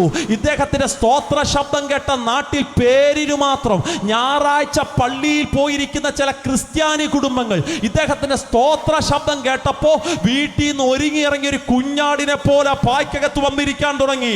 ഇന്ന് രാത്രി സഭയെ നോക്കി ഞാനൊരു ദൂത് പറയാ, അകം തിളയ്ക്കുന്ന അഭിഷേകം ഇന്ന് രാത്രി നമ്മുടെ അകത്തുണ്ടെങ്കിൽ, നമ്മൾ ഇന്ന് രാത്രി സ്തോത്രം പറഞ്ഞ് ആരാധിക്കുമ്പോ ദേശത്തിന്റെ വാതിലുകളെ തുറപ്പാൻ ശക്തനായ ഒരു ദൈവം ഉണ്ടമ്മേ. മർക്കോസിന്റെ മാളിക മുറിക്കകത്ത് അഭിഷേകം വ്യാപരിക്കപ്പെട്ടപ്പോ പെന്തക്കോസിനകത്ത് കൂടി വന്ന ജനോ, ആമേൻ, പെരുന്നാളിന് കൂടി വന്ന ജനോ ആലയത്തിനകത്ത് കയറിയത് സത്യമാണെങ്കിൽ ഇന്ന് രാത്രി നിന്റെ ആരാധനയ്ക്ക് ഒരു പവർ ഉണ്ട്. മനസ്സിലാകുന്നവർക്കായി നന്ദിയോടെ ഞാൻ ദൈവത്തിന് നിന്റെ വായെന്ന് വീഴുന്ന അഭിഷേകത്തിനൊരു പവർ ഉണ്ടെന്ന് മനസ്സിലാകുന്നവർക്കായി സ്തോത്രം. ഇദ്ദേഹം സ്തോത്രം പറഞ്ഞപ്പോ പേരിന് മാത്രം ഞായറാഴ്ച പള്ളിയിൽ പോയിരിക്കുന്ന ക്രിസ്ത്യാനികൾ യോഗത്തിനകത്ത് വന്നിരിക്കാൻ തുടങ്ങി. വന്നവരെ നോക്കി ഉപദേശിച്ച് ചോദിച്ചു, കർത്താവ്, ഈ സഹോദരിയാണോ നിനക്ക് മരണത്തിൽ നിന്ന് എഴുന്നേൽപ്പിക്കുക? ദൈവം പറഞ്ഞു, അവളല്ല. അടുത്ത ആളെ ചൂണ്ടി, കർത്താവ്, ഈ സഹോദരിയാണോ നിനക്ക് മരണത്തിൽ നിന്ന് എഴുന്നേൽപ്പിക്കാൻ പത്ത്? ദൈവം പറഞ്ഞു, അവളല്ല. ആരാത്തിന് ചൂണ്ടിക്കാണിച്ചിട്ട് അപേക്ഷിച്ചു, ഈ സഹോദരിയാണോ? ആ സഹോദരി. ദൈവം പറഞ്ഞു, അവരാരും അല്ലടാ. ഇന്ന് രാത്രി ഒരുവളുണ്ട്, അവളെ മരണത്തിന്റെ ഘട്ടഴിച്ച് ഞാൻ ഈ പായ്ക്കകത്ത് കൊണ്ടിരുത്താൻ പോവുക. ഈ മനുഷ്യൻ ചോദിച്ചു, ഇനി ഞാൻ എന്നാ വേണോ? ആമേൻ, പ്രസംഗിക്കട്ടെ. ദൈവം പറഞ്ഞു, ഇപ്പൊ നീ പ്രസംഗിക്കണ്ട, ഇപ്പൊ ഒരു പാട്ടുപാടി എന്നെ ആരാധിക്കണോ? നൂറുകണക്കിന് ക്രിസ്തീയ ഗാനങ്ങൾ കാണാതറിയാവുന്ന ഉപദേശി അന്ന് രാത്രി തുറക്കപ്പെട്ട സ്വർഗത്തോട് ചോദിച്ചു, ഏത് പാട്ടുപാടി ആരാധിക്കണോ? എപ്പോഴും ചർച്ചിന്റെ കോർ ടീമിനോട് ഞാൻ പറയുന്ന ഒരു ഉപദേശമുണ്ട്, പെട്ടെന്ന് അറിവിനകത്തൊരു പാട്ട് പാടാതെ പിന്നെയോ തലേ രാത്രി ശനിയാഴ്ച വൈകിട്ട് ദൈവസന്നിധിയിൽ നിന്ന് പ്രാർത്ഥിച്ചു ചോദിക്കണോ, നാളെ ഞായറാഴ്ച ഞങ്ങളുടെ സഭായോഗത്തിന്റെ ദിവസമോ ഏത് പാട്ടുപാടി ആരാധിക്കണം നമ്പുരാനെ എന്ന് ചോദിച്ചു മേടിച്ചെടുത്തുകൊണ്ട് വരുന്ന ഒരു പാട്ടിന്റെ 4 വരിയപ്പോടി പോലും ദൈവത്തിന്റെ മഹത്വം ഇറങ്ങി വരും. അമ്മാമേ, മനസ്സിലാകുന്നുണ്ടോ? ഈ ഉപദേശിച്ചു ചോദിച്ചേ, ഏത് പാട്ടുപാടി ആരാധിക്കണോ? ദൈവം പറഞ്ഞിടാ, പണ്ടെന്റെ ഒരു ഭക്തനുണ്ടായിരുന്നടാ, വാടക വീടിന്റെ കാശ് കൊടുക്കാൻ നിവൃത്തിയില്ലാതെ പറക്കമുറ്റാത്ത 2 കുഞ്ഞുങ്ങളെ മാറത്തോട് ചേർത്ത് പിടിച്ചു വീട് വിട്ട് പുറത്തോട്ടിറങ്ങുമ്പോൾ ആമേൻ ഓർഡർ ചോദിച്ചു, നാണമില്ല ഉപദേശി, വാടകയ്ക്ക് പൈസ തരാതെ കയറി താമസിക്കുന്നു, ഇറങ്ങിപ്പോക്കോ എന്ന് പറഞ്ഞപ്പോൾ അന്ന് രാത്രിയിൽ മനസാക്ഷിയുള്ള അല്ലെങ്കിൽ സ്തോത്ര അഭിമാനമുള്ള ഉപദേശി അന്ന് രാത്രി ആ വീട്ടിൽ ഇനി നിൽക്കാൻ നിവൃത്തിയില്ലാതെ വന്നപ്പോൾ 2 കുഞ്ഞുങ്ങളെ പറക്കമുറ്റാത്തവരെ ഇങ്ങനെ മാറത്തോട് ചേർത്ത് പിടിച്ചു വീട് വിട്ട് പുറത്തോട്ടിറങ്ങുമ്പോ അന്ന് രാത്രി പ്രകൃതി പോലും ശോഭിച്ചാ മഴ ഒരു തുള്ളിക്കൊരു കുടമെന്ന രീതി മഴ പെയ്തിറങ്ങി. ആ മഴ മൊത്തം നനഞ്ഞു വഴിയരികെ കണ്ട് എന്തോന്നിലോട്ട് ഇങ്ങനെ കാല് ഒന്നി വെച്ച് തമ്പുരാന്റെ കണ്ണുകളിലേക്ക് നോക്കിയിട്ട് ചോദിച്ചു, എന്റെ അപ്പായേ, സുവിശേഷത്തിന് വേണ്ടി ഇറങ്ങിയിട്ട് ഞാൻ ലജ്ജിച്ചു പോകുന്നു, എനിക്ക് വേണ്ടി കരുതുന്ന ഒരുത്തൻ ഉയരത്തിലുണ്ടോ? നനഞ്ഞു കുതിർന്നിരിക്കുന്ന രാത്രിയിൽ സ്വർഗം തുറന്ന ആ ഭക്തനൊരു പാട്ട് കൊടുത്തു. ക്രൈസ്തവ കൈരളിക്ക് മറക്കാൻ കഴിയാത്ത പാട്ടിന്റെ ആദ്യ തീരടികൾ ഇങ്ങനെ ആരംഭിക്കുന്നു, കരുതുന്നവൻ ഞാനല്ലയോ, കലങ്ങുന്നത് എന്തിന് നീ, കണ്ണുനീരിന്റെ താഴ്വരയിൽ ഞാൻ നിന്നെ കൈവിടുമോ? ഇന്ന് രാത്രി ദേശത്തോട് ദൈവം സംസാരിക്കുന്നു, കരുതുന്ന ഒരു ജീവനുള്ളവനുണ്ട്, നീ കലങ്ങുന്നത് എന്തിനാ എന്ന് ചോദിക്കുന്നൊരു ദൈവമുണ്ട്. കണ്ണുനീരിന്റെ താഴ്വരയിൽ ഞാൻ നിന്നെ കൈവിടുകയില്ല എന്ന് ഉറപ്പിച്ചു പറയുന്നൊരു ദൈവമുണ്ട്. വിശ്വസിക്കുന്നവർ കരങ്ങൾ ഒന്ന് ഉയർത്തിപ്പിടിച്ച് ശക്തിയോടെ പറഞ്ഞ് ഹല്ലേലൂയ. അന്ന് രാത്രിയിലെ ഉപദേശിക്ക് കിട്ടിയ പാട്ട് ഞങ്ങളുടെ ദേശത്തിനകത്ത് ഉപദേശി സ്തോത്രം പറഞ്ഞുകൊണ്ടെന്ന് പറഞ്ഞു, ഈ പാട്ട് പാടി എന്നെ ആരാധിക്കണോ. തൻ്റെ മുഴുവൻ ആർജവും ശബ്ദവും എടുത്തു പതിഞ്ഞ സ്വരത്തെക്കാൾ കവിയുന്ന ശബ്ദത്തോടെ ഈ മനുഷ്യൻ ഈ പാട്ട് പാടി ആരാധിക്കാൻ തുടങ്ങി. എനിക്കിന്നും അറിയത്തില്ല അച്ഛാ, ആ പാട്ട് അവിടെ ഇരുന്ന് ഏതെങ്കിലും ക്രിസ്ത്യാനികളെ സ്പർശിച്ചൊന്നും എനിക്കും ഇന്നും അറിയാൻ പാടില്ല. പക്ഷെ 2 വീടപ്പുറം മാറി ശാപം പിടിച്ച വീടിന്റെ മുറ്റത്തിൽ ചാകാനിരിക്കുന്ന എൻ്റെ മാതാവിന്റെ കാതിനകത്തല്ല, ഹൃദയത്തിനകത്തേക്ക് ആ വരി വന്ന് പതിച്ചു. എൻ്റെ അഭിഷക്തന്മാരെ, നമ്മളൊക്കെ പാട്ട് പാടുമ്പോൾ ജനം ചിന്തിക്കുന്നത് ഇത് വലിയ ശുശ്രൂഷയൊന്നുമല്ല, പ്രസംഗമാ വലിയ ശുശ്രൂഷ. ഞാൻ ഇന്ന് രാത്രി എൻ്റെ അനുഭവത്തെ തിരിച്ചു പറയാം. പ്രസംഗത്തെക്കാൾ ഒരു പവർ പാട്ടിനുണ്ട്. ഏത് മനസ്സുകളെ തൊടാൻ പാട്ടിന്റെ വരികൾക്ക് മനസ്സിലാകുന്നവർ. പ്രസംഗം എല്ലാവർക്കും പിടികിട്ടുള്ള നിർബന്ധമില്ല, പക്ഷേ പാട്ടിനകത്തുള്ളൊരു ആത്മസാന്നിധ്യം ഏത് മനുഷ്യന്റെ മനസ്സിനെ തൊടുന്നതാണ്. മനസ്സിലാകുന്നവർക്കായി സ്തോത്രം പറയുന്നു. അന്ന് രാത്രിയിൽ ഈ പാട്ടിന്റെ വരികൾ എൻ്റെ മാതാവിന്റെ കാതിനകത്തേക്ക് വന്ന് പതിച്ചു. ആദ്യമായി എൻ്റെ അമ്മ ജീവനുള്ള യേശുവിനോട് ചോദിക്കാൻ തുടങ്ങി, കരുതുന്നവൻ നീയാണോ? കലങ്ങുന്നത് എന്തിനാന്ന് ചോദിക്കുന്നവൻ നീയാണോ? പോകണമെന്ന് ആഗ്രഹമുണ്ട്, പക്ഷെ ഹൈന്ദവ വിശ്വാസപ്രകാരം നായർ പശ്ചാത്തലത്തിൽ ജനിച്ചു വളർത്തപ്പെട്ടവൾ ക്രിസ്ത്യാനിയുടെ യോഗത്തിൽ പോയിരിക്കുന്നത് ശരിയല്ലെന്ന് ചിന്തിച്ച് എൻ്റെ മാതാവ് അതിനകത്ത് ഇങ്ങനെ ഒതുങ്ങിയിരിക്കുമ്പോൾ പാട്ടിന്റെ 2ാം സ്റ്റാൻസ് എത്തി. അച്ഛാ, അബ്രഹാമിന്റെ ദൈവമല്ലയോ ഞാൻ നിനക്കായി അത്ഭുതങ്ങൾ ചെയ്യുകയില്ലയോ? ഈ വരി കൂടെ കേട്ടപ്പോൾ പിന്നമ്മയ്ക്ക് ഇരിക്കാൻ പറ്റുള്ള കസേര വിട്ട് ചാടി എഴുന്നേറ്റ് എൻ്റെ മാതാവ് വീട്ടിലെ ലക്ഷ്യമാക്കി ഓടാൻ തുടങ്ങി. നിങ്ങളുടെ ഇതിനകത്ത് സഹോദരിമാരെ കണ്ടോ, സഹോദരന്മാരെ കണ്ടോ? നിങ്ങൾ ഈ പന്തലിന്റെ നടുവിൽ സന്തോഷത്തോടെ വന്നിരിക്കുന്നത് പോലെ എൻ്റെ മാതാവിന് വന്നിരിക്കാൻ അറിയാൻ പാടില്ല. അങ്ങനെ യോഗത്തിൽ പോയിരുന്ന പ്രശ്നമാ, ക്രിസ്ത്യാനികളുടെ യോഗത്തിൽ ഹിന്ദുക്കൾ പോയിരുന്ന പ്രശ്നമായെന്ന് ചിന്തിച്ച് എൻ്റെ മാതാവ് ആരും കാണാതെ ഈ മിറ്റത്തിന്റെ ഓരം ഇങ്ങനെ തെന്നി മാറി, ആരെ ശ്രദ്ധപ്പെടാതെ മിറ്റത്തിന്റെ ഏറ്റവും പുറകുവശത്ത് ആ വീട്ടുകാർ നട്ടൊരു വാടിയുണ്ട്. ആ വാടിയുടെ ചെളിക്കൂട്ടത്തിനകത്ത് എൻ്റെ മാതാവ് ഇങ്ങനെ പോയിരുന്നു. ആരെയും കണ്ണിപ്പെട്ടില്ല. അവിടെ ഇരുന്നു കൊണ്ട് ആദ്യത്തെ പെന്തക്കോസിന്റെ പ്രാർത്ഥന എൻ്റെ മാതാവ് പ്രാർത്ഥിച്ചു. എപ്പോഴും സാക്ഷ്യം പറയുമ്പോൾ ഒരു വാക്ക് ഞാൻ ഇറങ്ങി പറയൂ. പെന്തക്കോസിന്റെ ആദ്യത്തെ പ്രാർത്ഥന എൻ്റെ മാതാവ് പ്രാർത്ഥിക്കുന്നത് പന്തലിന്റെ കീഴിലല്ല, ഒരു AC റൂമിനകത്ത് ശീതീകരിച്ച അന്തരീക്ഷത്തിലല്ല, ഒരു ഫാനിന്റെ തണലിലല്ല. ആമേൻ. പെന്തക്കോസിന്റെ ആദ്യത്തെ പ്രാർത്ഥന എൻ്റെ മാതാവ് പ്രാർത്ഥിക്കുന്നതേ ഒരു വാടിയുടെ ചെളിക്കൂട്ടത്തിലിരുന്ന ദൂത്. ഞാൻ പറയാ, നീ അവിടെ ഇരുന്നാലും നിന്നെ കാണാൻ കഴിവുള്ളൊരു ദൈവമുണ്ട്. നീ പന്തലി വരണമെന്ന് നിർബന്ധമൊന്നുമില്ല സഹോദര. നീ വീടിന്റെ അകത്തളങ്ങളിൽ ഇരുന്ന ഈ സന്ദേശം കേൾക്കുന്നതെങ്കിലും, നീ വീടിന്റെ റൂമിനകത്തിരുന്ന ഈ സന്ദേശം കേൾക്കുന്നെങ്കിലും, ഇതെനിക്ക് കേൾക്കണ്ട എന്ന് വെച്ച് നീ കഥകടച്ചിരിക്കുന്നവനാണെങ്കിലും, ഇന്ന് രാത്രി നീ ഇരിക്കുന്നിടത്ത് നിന്നെ അന്വേഷിക്കുന്ന ഒരു ജീവനുള്ളവനുണ്ട്. അവിടെ ഇരുന്നു കൊണ്ട് എൻ്റെ മാതാവ് ചോദിച്ചു, ഞാനിവിടെ വന്നിരുന്നത് ക്രിസ്ത്യാനികൾ കണ്ടിട്ടില്ല. എൻ്റെ അമ്മ ആദ്യത്തെ പ്രാർത്ഥന, ഞാൻ ഇവിടെ വന്നിരുന്ന ഉപദേശി കണ്ടിട്ടില്ല. പക്ഷെ എന്നെ ഈ വാടിയുടെ മറവിൽ കാണാൻ കഴിവുള്ള 2 കണ്ണുകളുണ്ടെങ്കിൽ ഇങ്ങോട്ടൊന്ന് ഇറങ്ങി വാ, എനിക്കിന്ന് രാത്രി നിന്നെ ഒന്ന് കാണണം. എൻ്റെ അമ്മയുടെ അടുത്ത പ്രാർത്ഥന വാചകം എന്നാണെന്നറിയാമോ? ഞാൻ കൊണ്ടുവച്ച പൂജാ വസ്തുക്കൾ ഒരു ദൈവവും കൈകൊണ്ട് തൊടുന്നത് ഞാൻ കണ്ടിട്ടില്ല. എൻ്റെ സഹോദര, ഇതൊരു മനുഷ്യന്റെ വികാരത്തെ വ്രണപ്പെടുത്താൻ ഞാൻ പറയണ വാക്കല്ല, എൻ്റെ ജീവിതത്തിന്റെ അനുഭവത്തെ ഞാൻ അടർത്തിയെടുത്ത് പറയാം. എൻ്റെ അമ്മ ആദ്യം പറഞ്ഞത് ഇതാ, ഞാൻ കൊണ്ടുവച്ച പൂജാ വസ്തുക്കൾ ഒരു ദൈവവും കൈകൊണ്ട് തൊട്ടതാ എനിക്കറിയാൻ പാടില്ല. ഞാൻ കൊണ്ടുവച്ച നിവേദ്യങ്ങൾ കൈകൊണ്ട് എടുത്ത് ഭക്ഷിച്ചൊരു ദൈവത്തെയും ഞാൻ കണ്ടിട്ടില്ല. ഇല്ല, കൈകാലികൾ ചലിപ്പിക്കുന്നൊരു ദൈവമുണ്ടെങ്കിൽ, ആമേൻ സ്വത്ര സ്പർശിക്കാൻ കഴിവുള്ളൊരു ദൈവമുണ്ടെങ്കിൽ, വായ് കൊണ്ട് എന്നോട് സംസാരിക്കാൻ കഴിവുള്ളൊരു ദൈവമുണ്ടെങ്കിൽ, ഇന്ന് രാത്രി വാടിയുടെ മറവിലേക്കൊന്ന് ഇറങ്ങി വാ, എനിക്ക് നിന്നെ ഒന്ന് കാണണം. പെന്തക്കോസിൽ ആദ്യത്തെ എൻ്റെ മാതാവിന്റെ പ്രാർത്ഥന, ജീവനുള്ളവനുണ്ടെങ്കിൽ ഇന്ന് രാത്രി ഇറങ്ങി വാ, എനിക്ക് നിന്നെ കാണണം. താനിത് പറഞ്ഞുകൊണ്ടിരിക്കുമ്പോൾ എൻ്റെ അമ്മ അടുത്ത് പറയുന്ന വാക്ക്, ഞാനിത് പറഞ്ഞുകൊണ്ടിരിക്കുമ്പോൾ എൻ്റെ അമ്മ അടുത്ത വാക്ക് ഞാൻ എവിടെയും അത് പറയൂ. എൻ്റെ മാതാവ് അടുത്ത് പറഞ്ഞ വാക്ക്, ഞാനത് പറഞ്ഞുകൊണ്ടിരിക്കുമ്പോൾ ഞാനൊരുത്തരെ കാണുകയാണ്, തേജസ്സിനെയൊക്കെ വാരി ചുറ്റിയിട്ട് മഹത്വത്തിന്റെ സിംഹാസനത്തിനകത്തുന്നു മേഘത്തിൽ നിന്നും ഒരുവൻ എനിക്ക് വേണ്ടി ഇറങ്ങി വരികയാണ്. അവന് 2 കൈകളുണ്ട്, അവന് 2 കാലുകളുണ്ട്. കണ്ടാൽ മനുഷ്യനെ പോലെ തോന്നും, പക്ഷേ അവൻ ഇറങ്ങി വന്നത് ഒരു മേഘത്തിന്റെ നടുവില. ഇന്ന് രാത്രി നമ്മൾ ആരാധിക്കുന്ന ദൈവമേ അമ്മൂമ്മ കഥയുടെ ദൈവമല്ല, കെട്ടുകഥയുടെ ദൈവമല്ല.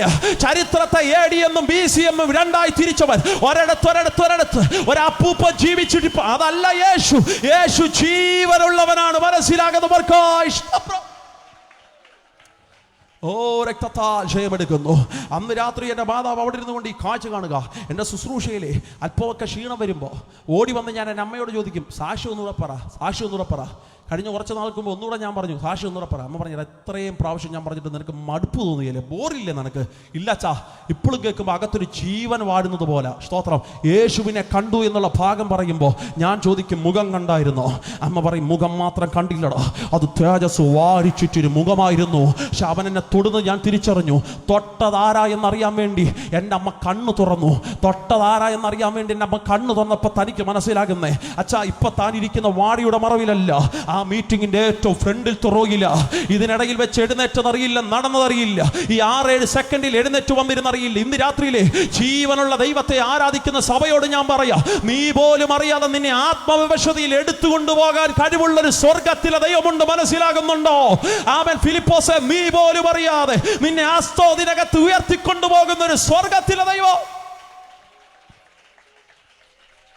ജീസസ്. അന്ന് രാത്രിയിൽ മീറ്റിങ്ങിന്റെ ഫ്രണ്ടിൽ തുറയിലിരുന്നപ്പോൾ ക്രിസ്ത്യാനികളെല്ലാം തോളത്തോട് തോളിട്ട് ചോദിച്ചു, ഇത് അർജുനൻകുട്ടിയുടെ ഭാര്യയല്ലേ? അതെ. ഇവളെങ്ങനെ ക്രിസ്ത്യാനിയുടെ യോഗത്തിൽ വന്ന്? എൻ്റെ മാതാവ് തിരിച്ചൊരു വാക്ക് പറഞ്ഞു വെച്ചാൽ, ആ വാക്കാ കഴിഞ്ഞ 19 വർഷങ്ങളായി എന്നെ പ്രസംഗിക്കാൻ ആവേശം കൊള്ളിക്കുന്നേ. തമ്പുരാന്റെ കൃപയാൽ 14 വയസ്സിൽ എൻ്റെ പ്രസംഗ ജീവിതം ഞാൻ ആരംഭിക്കുന്നേ. ദൈവകൃപയാൽ കഴിഞ്ഞ 19 വർഷങ്ങളായി പ്രസംഗിക്കാൻ ഒരു ഭാഗ്യ ദൈവം എനിക്ക് നൽകുന്നുണ്ട്. ഇന്ന് രാത്രി ഞാൻ അഭിമാനത്തോടെ പറയാം, ആ വാക്ക്, എൻ്റെ അമ്മ പറഞ്ഞ വാക്ക് എന്നെ പ്രസംഗിക്കാൻ ആവേശം കൊള്ളിക്കുന്നത്. ആമേൻ. സ്തോത്രം. എൻ്റെ മാതാവ് തിരിച്ച് ക്രിസ്ത്യാനികളോട് പറഞ്ഞു, അയ്യോ, നിങ്ങൾ വിളിച്ചിട്ടല്ല ഞാൻ യോഗത്തിനകത്ത് വന്നത്, ഈ ഉപദേശി പോലും എന്നെ വിളിച്ചിട്ടില്ല. ഇന്ന് രാത്രി എൻ്റെ വീടിനകത്തോ ഞാൻ മരിക്കാനിരുന്നപ്പോൾ, അവിടെ ഇരുന്നപ്പോൾ ഞാൻ ഈ പാട്ട് കേട്ടു. ഈ പാട്ട് കേട്ട സ്ഥലത്തിൽ ആ വാഴയുടെ മറവിൽ ഞാൻ വന്നിരുന്നു. അവിടെ ഇരുന്നപ്പോൾ ഞാൻ ഒരുവനെ കണ്ടു. നീ ആരെയാ കണ്ടതെന്ന് ചോദിക്കുന്നതിനേക്കാൾ മുമ്പ് എൻ്റെ മാതാവ് പറഞ്ഞു, ഞാൻ കണ്ടവൻ എൻ്റെ യേശുവാന്ന് എനിക്ക് മനസ്സിലാ. എൻ്റെ യേശു ജീവിക്കുന്നു. ലജ്ജയില്ലെങ്കിൽ കരമൊന്ന് ഉയർത്തി പറഞ്ഞ് യേശു ജീവിക്കുന്നു. പോരാ, ഈ 2 രാത്രി സഭ ഉൾപ്പെടെ ശബ്ദം ഉയർത്തി പറ, യേശു ജീവിക്കുന്നു. Jesus is alive. യേശു ജീവിക്കുമ്പോൾ ഇന്ന് രാത്രി ഞാൻ ഉറപ്പിച്ചു പറയാം, ചില വാക്കുകളൊക്കെ ഞാൻ അങ്ങ് അവോയ്ഡ് ചെയ്യുക. ദേശത്തെ മുറിവേൽപ്പിക്കാൻ എനിക്ക് മാനസികമായി താല്പര്യമില്ല. അല്ല, ഇത് ഞങ്ങളുടെ സഹോദരങ്ങൾ തിങ്ങിപ്പാർക്കുന്ന നാടാണ്. പക്ഷേ എൻ്റെ അനുഭവത്തിൽ നിന്ന് ഞാൻ പറയാം, ആമേൻ. സ്തോത്രം. ജീവിക്കുന്നവൻ കണ്ണും തള്ളിയവനല്ല, ജീവിക്കുന്നവൻ നാക്ക് നീട്ടിയവനല്ല, ജീവിക്കുന്ന ശൂലം പിടിച്ചവനല്ല, ജീവിക്കുന്നത് മരിച്ച് കല്ലറയിൽ ഒതുങ്ങിപ്പോയവനല്ല, ജീവിക്കുന്നത് ഐതിഹ്യ പുരുഷന്മാരല്ല, ജീവിക്കുന്നത് ആൾ ദൈവങ്ങളല്ല. ജീവിക്കുന്ന ഒരുത്തനുണ്ടെങ്കിൽ അത്ഭുത മന്ത്രിയായവൻ ജീവിക്കുന്നു. ജീവിക്കുന്നവൻ വീരനാം ദൈവമായവൻ ജീവിക്കുന്നു. നിത്യപിതാവായവൻ ജീവിക്കുന്നു. സമാധാനത്തിന്റെ പ്രഭുവായവൻ ജീവിക്കുന്നു. അൽഫയും ഒമേഗയുമായവൻ ജീവിക്കുന്നു. ആദ്യനും അന്ത്യനുമായവൻ ജീവിക്കുന്നു. ഭൂരാജാക്കന്മാർക്ക് അധിപതിയായവൻ ജീവിക്കുന്നു. തത്വത്തിന്റെ മുദ്രയായവൻ ജീവിക്കുന്നു. സകല പിതാക്കന്മാർക്ക് ആദിജാതനായവൻ ജീവിക്കുന്നു. ഷായുടെ കുറ്റിയിൽ നിന്ന് പുറപ്പെട്ടു വരുന്ന ദൈവത്തിന്റെ മുളയായവൻ ജീവിക്കുന്നു. ദാവീദ് ഗോത്രത്തിന്റെ സിംഹമായവൻ ജീവിക്കുന്നു. ദാവീദിന്റെ താക്കോൽ കയ്യിലുള്ളവൻ ജീവിക്കുന്നു. അവൻ തുറന്നാൽ ആർക്കും അത് അടയ്ക്കാൻ കഴിയില്ല, അവൻ അടച്ചാൽ ആർക്കും അത് തുറക്കാൻ കഴിയില്ല. ഇന്ന് രാത്രി യേശു ജീവിക്കുന്നു എന്നൊരു ബോധ്യം അകത്തുണ്ടെങ്കിൽ കരകളെ അടിച്ചു കർത്താവിന് നന്ദി പറ. 7 പൊൻനിലവിളക്കുടെ നടുവിൽ നിലയെങ്കി ധരിച്ചവൻ, മാറത്തു പൊൻകച്ച കെട്ടിയവൻ, വെള്ളോടിന് സദൃശമുള്ള കാലുകളുള്ളവൻ, കണ്ണ് അഗ്നിജ്വാലയ്ക്കത്തുള്ളവൻ, ഇരുവായ്ത്തലയുള്ള വചനമെന്ന വാൾ വായിൽ വഹിക്കുന്നവൻ, സർവശക്തനായവൻ ഇന്ന് രാത്രി ജീവിക്കുന്നു. ജീവിക്കുന്ന യേശുവിനെ ആരാധിക്കാൻ ഭാഗ്യം കിട്ടിയ ദൈവമക്കൾ പറ, എന്റെ മുഖം ഇന്ന് രാത്രി അഴിയാൻ പോകുകയാണ്, എന്റെ ബന്ധനങ്ങൾ ഇന്ന് രാത്രി അഴിയാൻ പോകുകയാണ്, എന്റെ ശാപങ്ങൾ ഇന്ന് രാത്രി അഴിയാൻ പോകുകയാണ്, എന്റെ അന്ധകാരത്തിന്റെ മേഖലകൾ ഇന്ന് രാത്രി അഴിയാൻ പോകുകയാണ്. ജീവിക്കുന്ന യേശുവിനെ അരിഞ്ഞ പുൽപ്പുറത്തിനകത്ത് ദൈവത്തിന്റെ മഞ്ഞു തുള്ളികൾ വന്നു വീഴുന്നതിനേക്കാൾ ശക്തിയോടെ ഇന്ന് രാത്രി യേശുവിന്റെ മഹത്വം തിരിച്ചറിയുന്ന ദൈവത്തിന്റെ മക്കൾ ആത്മാവിൽ പറ, എന്റെ യേശു ജീവിക്കുന്നു. കേൾക്കട്ടെ, ദേശം കേൾക്കട്ടെ, യേശു ജീവിക്കുന്നു. സകല പൈശാചിക 33 കോടി ദൈവങ്ങളല്ല, 60,600 അസുരഗണങ്ങളല്ല, 1001 ബലികുണ്ട ദേവതകളല്ല, 101 മന്ത്രമൂർത്തികളല്ല, ഭൂതങ്ങളല്ല, പ്രേതങ്ങളല്ല, കാട്ടുപിശാചിക്കളല്ല, ജീവിക്കുന്ന ഒരുവരേ ഉള്ളൂ. അവൻ പാതാളത്തെ ജയിച്ചവൻ ജീവിക്കുന്നു. യേശു ജീവിക്കുന്നു. അതുകൊണ്ട് ഇന്ന് രാത്രിയിൽ അഭിഷേകമുള്ളവർ കരമുയർത്തി പറ, യേശു ജീവിക്കുന്നത് കൊണ്ട്. ഉറക്കെ പറ, ഉറക്കെ പറ, യേശു ജീവിക്കുന്നത് കൊണ്ട്. ശബ്ദമുയർത്തി പറ, യേശു ജീവിക്കുന്നത് കൊണ്ട് ഞാനും ജീവിക്കുന്നു. ആമേൻ. നീ മരിക്കയില്ല, നീ ജീവനോടെ ഇരുന്ന് ദൈവത്തിന്റെ പ്രവർത്തികളെ ഘോഷിക്കും. മനസ്സിലാകുന്നുണ്ടോ? ഒരു പിടി തുണ്ടുകയറിനകത്ത് നിന്റെ ജീവിതം അവസാനിക്കില്ല, ഒരു വിശക്കുപ്പി നിന്നെ അവസാനിപ്പിക്കില്ല. യേശു ജീവിക്കുന്നത് കൊണ്ട് നിന്റെ തലമുറ മദ്യത്തിനും മയക്കുമരുന്നിനും അകത്ത് വീട് തകർന്ന് നശിച്ചു പോകത്തില്ല. യേശു ജീവിക്കുന്നത് കൊണ്ട് എന്റെ തലമുറയും ജീവിക്കുമെന്ന് വിശ്വസിക്കുന്നവർ ചേർന്ന് ശക്തിയോടെ 6 അടി മണ്ണിനെ നമ്മളെ ഒതുക്കാൻ കഴിയില്ല. അങ്ങാണും 6 അടി മണ്ണിനകത്ത് നമ്മൾ ഒതുങ്ങിപ്പോയാലും പ്രാർത്ഥിക്കുന്ന അഭിഷക്തന്മാർ അവസാനത്തെ പിടി മണ്ണ് വാരിയിട്ടേച്ച് പറഞ്ഞു പോകുന്ന ഒരു ദൂതുണ്ട്. അത് പെന്തക്കോസ്തുകാരുടെ മാത്രം ഒരു കുത്തകയുടെ വാക്കാണ്. ദാനിയേലേ, കാലാവസാനത്തിൽ നിന്റെ ഓഹരി പ്രാപിപ്പാൻ നീയും എഴുന്നേറ്റ് വരണം എന്ന് വെച്ചാൽ 6 അടി മണ്ണിനെ നമ്മളെ ഒതുക്കാൻ കഴിയില്ല. കർത്താവ് താൻ ഗംഭീര നാദത്തോടും പ്രധാന ദൈവദൂതന്റെ ശബ്ദത്തോടും ദൈവത്തിന്റെ കാഹളത്തോടു കൂടെ ഞാൻ ആരാധിക്കുന്ന എന്റെ യേശു വീണ്ടും വരുമ്പോ കല്ലറകളെ പൊട്ടിച്ച് ഞാനും ഉയർത്തെഴുന്നേൽക്കുമെന്ന് ഉറപ്പുള്ള ദൈവത്തിന്റെ മക്കൾ ചേർന്ന് ശക്തിയോടെ സ്വസ്ഥാനങ്ങളിൽ എഴുന്നേറ്റ് നിൽക്കാൻ കഴിയുന്നവർ സ്വസ്ഥാനങ്ങളിൽ എഴുന്നേറ്റ് നിന്നാട്ടെ. ആമേൻ. ശാപത്തിന്റെ ദുഃഖങ്ങൾ അഴിയൂ. അന്ന് രാത്രിയിൽ എൻ്റെ മാതാവ് തിരിച്ച് സ്വഭാവത്തിലേക്ക് വന്നു. ഒറ്റ മിനിറ്റ് എന്നെ നോക്കിയാട്ടെ. എല്ലാ ശ്രദ്ധകളും എനിക്കറിയാം. ലാസ്റ്റ് 1 മിനിറ്റ് എന്നെ ശ്രദ്ധിച്ചാട്ടെ. അന്ന് രാത്രി എൻ്റെ മാതാവ് തിരിച്ച് സ്വഭാവത്തിലേക്ക് വന്നു. ആമേൻ. എൻ്റെ മാതാവ് യേശുവിനെ കണ്ടെത്തിയവളെ തിരിച്ച് സ്വഭാവത്തിലേക്ക് വന്നു. അവിടെ മുതൽ പ്രശ്നങ്ങൾ ആരംഭിച്ചു. ഇന്ന് രാത്രി സഭയോട് ഞാനൊരു വാക്കിറങ്ങി പറയാം. ശ്രദ്ധിച്ച ആ വാക്ക് കേൾക്കണം. പെന്തക്കോസി വരുമ്പോൾ പട്ടുമെത്തയാമോ? പെന്തക്കോസി വരുമ്പോൾ ചുവന്ന പരവതാനിയാമോ? പെന്തക്കോസി വരുമ്പോൾ പൂമാലയാണോ? സ്വോത്രാണോ? സ്വോത്രാഴ്ചയാണോ? എന്ന് ആരേലും നിങ്ങളെ പറഞ്ഞു പഠിപ്പിച്ചിട്ടുണ്ടെങ്കിൽ തൊടുകയോടെ ഞാൻ പറയാം, പെന്തക്കോസി വരുമ്പോൾ പട്ടുമെത്തയില്ല, ചുവന്ന പരവതാനിയില്ല, പൂമാലയില്ല, സ്വോത്രമില്ല, സ്വോത്രാഴ്ചയില്ല. വിദേശത്തുനിന്ന് പണം ഇല്ലച്ചാ. പിന്നെ ഇതിൽ വന്ന എരിയുന്ന തീച്ചൂളയായിരിക്കും. എന്നാൽ അതിനകത്തൂടെ കയറി ഇറങ്ങിപ്പോകുന്നവനെ പൊന്നുരുകുന്നത് പോലെ സ്വർഗം പുറത്തു കൊണ്ടുവരും. വിശ്വാസത്തിനകത്ത് വന്നതിന് ശേഷം നാട് വിട്ടു പോകേണ്ടി വന്ന ഞങ്ങളുടെ ജീവിത സാഹചര്യം. അവിടെ മുതൽ ഞങ്ങൾ സാക്ഷ്യങ്ങൾ ആരംഭിക്കുക. സത്യം ഞാൻ അവിടെ പറഞ്ഞു നിർത്തുക. സ്തോത്രം. കൊട്ടാരക്കരയ്ക്ക് സമീപം ഓടനാവട്ട ദേശത്തിനകത്ത് ജനിച്ചു വളർത്തപ്പെട്ട ഞങ്ങൾ യേശുവിനെ അറിഞ്ഞതിന്റെ പേരിൽ നാട് വിട്ടു പോകേണ്ടി വന്നു. അല്ലെങ്കിൽ രക്തബന്ധങ്ങൾ ഇറക്കി വിട്ടു വീട്ടിൽ നിന്ന്. സ്തോത്രം. വയനാടിന്റെ കാട്ടുപ്രദേശത്തിലേക്കുള്ള ചേക്കറുകൾ. 3.5 വർഷം അവിടുത്തെ താമസം. വിശ്വാസം ഞങ്ങളെ പഠിപ്പിച്ച നാട്. 3.5 വർഷത്തിന് ശേഷം വയനാട്ടിൽ നിന്ന് തിരിച്ച് കൊട്ടാരക്കരയ്ക്കുള്ള മടങ്ങി വരും. വന്നതല്ല, ആരാണോ ഇറക്കി വിട്ടത് അവർ തിരിച്ചു വിളിച്ചു കൊണ്ടുപോയി. സ്തോത്രം. തിരിച്ചു വിളിച്ചു കൊണ്ടുവന്നു. ഇന്ന് രാത്രി യേശുവിന്റെ പേരിൽ ഒരു പടിയെങ്കിലും നീ കേട്ടിട്ടുണ്ടെങ്കിൽ ഇരട്ടി മാന്യത നൽകി മാനിക്കുന്നൊരു ദൈവമുണ്ട്. തലമുറകളായി ഞങ്ങളെ നോക്കി നാട്ടുകാർ ചോദിച്ചു, ഇവരുടെ ഭാവി എന്തോ ആകും, ഇവരുടെ വീടെന്താകും. പിരിച്ച് നാട്ടിലേക്ക് കയറി വന്നപ്പോൾ എൻ്റെ അപ്പൻ ആര്യം ചെയ്ത കാര്യം വീടിന്റെ പണി ആരംഭിച്ചു. നാട്ടിൽ ചെറുപ്പക്കാർ ചോരത്തിളപ്പുള്ള പറയും. എൻ്റെ അപ്പൻ്റെ അടുക്ക് വന്നിട്ട് ചോദിച്ചു, അർജുന സാറേ, ശാപം വീണ്ടും വിളിച്ചു വരുത്താൻ വന്നതാണോ? ഇനിയും പണി തുടങ്ങിയ മരണം കാണും. എൻ്റെ അപ്പം പറഞ്ഞു, ഇല്ലടാ, ഇനി പണി തുടങ്ങിയ മരണം കാണുകയില്ല. ആമൻ. പണ്ട് കൂടെ ഒരാൾ പണിയാനില്ലായിരുന്നു, ഇപ്പൊ കൂടെ ഒരാൾ പണിയാനുണ്ടെന്ന്. അവർ ചോദിച്ചു, ഏത് എഞ്ചിനീയറാ സാറ് കൊട്ടേഷൻ കൊടുത്തേക്ക്? എൻ്റെ അപ്പം പറഞ്ഞു, എല്ലാ പ്രപഞ്ചം ഉണ്ടാക്കിയ ഒരു എഞ്ചിനീയർ ഉണ്ട്, പുള്ളിക്ക് ഞങ്ങൾ കൊട്ടേഷൻ കൊടുത്തേക്കുക. വീടിന്റെ പണി തുടങ്ങിയച്ചാ. നാട്ടുകാർ നോക്കി, ഇനി എന്നാ മരണം? ഇനി മരണമല്ല, ജീവനും പുനരുത്ഥാനവും ചലിക്കപ്പെടാൻ തുടങ്ങി. ശാപം മുഖത്തെ ദൈവം അടിക്കാൻ തുടങ്ങി യേശുവിന്റെ നാമത്തില്. ആമൻ. ഇന്ന് കൊട്ടാരക്കരയ്ക്ക് സമീപം ഓടനാവട്ട ദേശത്തിലൂടെ നിങ്ങൾ പോയാൽ ഞാൻ ഒത്തിരി സ്നേഹിക്കുന്ന കർത്താവിന്റെ ദാസൻ ഡെർഫിൻ അച്ഛൻ ഇന്ന് രാത്രിയിൽ യോഗത്തിനകത്ത് വന്നിട്ടുണ്ട്. അച്ഛൻ ഞങ്ങളുടെ വീട്ടിലൊക്കെ വന്നിട്ടുള്ളതാണോ എന്ന് എനിക്ക് ഓർമ്മയില്ല. ഓടനാവട്ടത്തെ ഞങ്ങളുടെ ചർച്ചിനകത്ത് വന്ന് അനുഗ്രഹിക്കപ്പെട്ട ആത്മീയ ശുശ്രൂഷയൊക്കെ നടത്തിയിട്ടുണ്ട്. ആമേൻ. ഇന്ന് ഞങ്ങളുടെ ദേശത്തിനകത്ത് വന്നാൽ തല ഉയർത്തി പിടിച്ചു നിൽക്കുന്ന ഒരു വീട് കാണാൻ കഴിയും. പരിത്യര വന്നിട്ട് അർജുനൻകുട്ടിയുടെ വീട് നിങ്ങൾ ചോദിച്ചാൽ മതി. അവർ പറയും, അർജുനൻകുട്ടിയുടെ വീടല്ല, ലൈവ് പോകുന്ന വാക്കുകളാണ്. ആമേൻ. ഇന്ന് രാത്രി ഒന്നും ഇറക്കി പറയാൻ എനിക്ക് നിർവാഹമില്ല, കയറ്റി പറയാനും എനിക്ക് പ്രമാണമില്ല. കാരണം ബൈബിൾ എൻ്റെ മുമ്പിലുണ്ട്. അതുകൊണ്ട് ഇന്ന് രാത്രി വാക്കുകളുടെ ഗാംഭീര്യം ഇല്ലാതെ ഞാൻ പറയാം. ഇന്ന് ഞങ്ങളുടെ ദേശത്ത് വന്ന് അർജുനൻകുട്ടിയുടെ വീട് വെച്ചാൽ അവരാദ്യം പറയാം, അർജുനൻകുട്ടിയുടെ വീടല്ല, അർജുനൻകുട്ടിയുടെ ദൈവമോ അവരെ മാനിച്ചു. സ്തോത്രം. അതുപോലെ തല ഉയർത്തിപ്പിടിക്ക് നിൽക്കുന്ന ഒരു വീട് ഞങ്ങൾക്ക് തന്നു. നാട്ടുകാരുടെ അടുത്ത ചിന്ത, പിള്ളേരെന്താകുമെന്ന. എനിക്ക് മുമ്പ് ഒരു സഹോദരിയുണ്ട്, ഇവളുടെ ജീവിതം എന്താകും? ഇവളുടെ ശാപം പിടിച്ച വീട്ടിൽ നിന്ന് വന്നതാ, ഇവക്ക് ഭാവി ഉണ്ടാകത്തില്ല എന്ന് പറഞ്ഞ സ്ഥാനത്തിനകത്ത് ആമൻ ഇവളെ വിദ്യാഭ്യാസം എങ്ങനെ എത്തത്തില്ല, ഇവക്ക് നല്ല ജോലി കിട്ടത്തില്ല എന്ന് പറഞ്ഞ സ്ഥാനത്ത് വലിയ ജോലിയൊന്നും കിട്ടിയില്ല. ജർമ്മനി ഹോസ്പിറ്റലിൽ ഡോക്ടറായിട്ട് വർക്ക് ചെയ്യും. ഒരു സ്വതന്ത്രം പറഞ്ഞാട്ടെ. നിന്റെ പിള്ളേരുടെ ഭാവിയല്ലയോ നാട്ടുകാരുടെ ചിന്ത? പെന്തക്കോസി വന്ന എന്റെ അനുഭവത്തെ ഞാൻ പറയാം, മറ്റുള്ളവരെക്കാൾ ശ്രേഷ്ഠമായി മാനിപ്പാൻ ദൈവത്തിന് കഴിവുള്ളവൻ.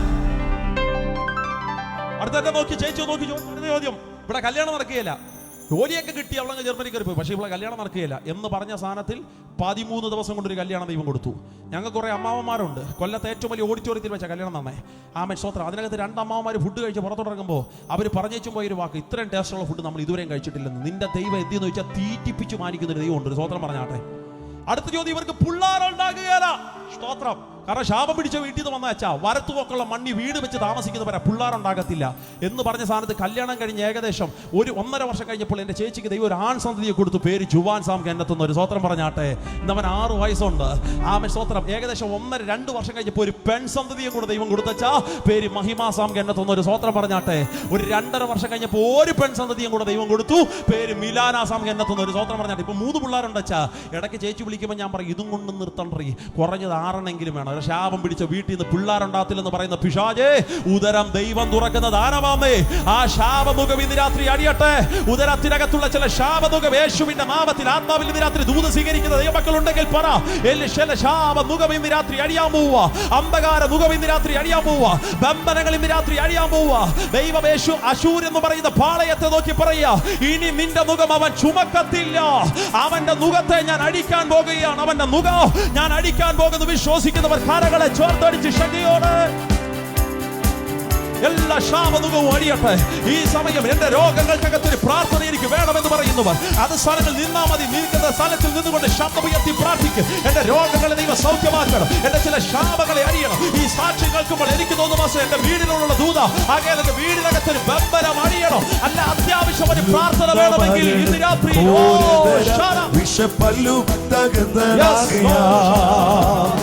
കൊല്ലുന്ന മരണത്തിൻ ഘോരതരം വിഷപ്പല്ലു തകർന്നതാകയാലും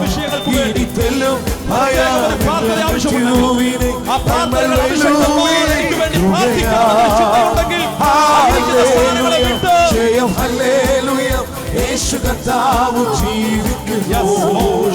ഹല്ലേലൂയ ജയം ഹല്ലേലൂയ യേശു കർത്താവ് ജീവിക്കുന്നു.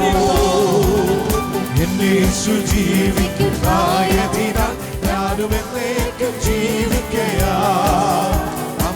യേശു ജീവിക്കുന്നതിനാൽ ഞാനും എന്നേക്കും ജീവിക്കയാ.